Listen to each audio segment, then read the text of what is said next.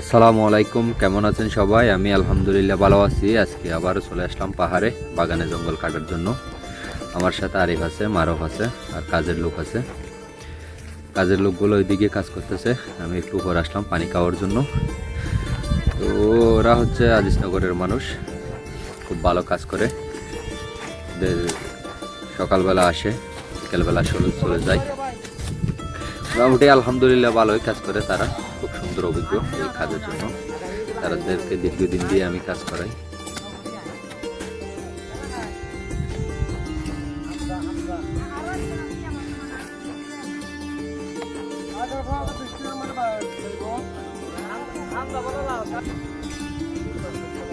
তো এই হচ্ছে আমার পাহাড়ের চিত্র, আমার দৈনন্দিন কাজ।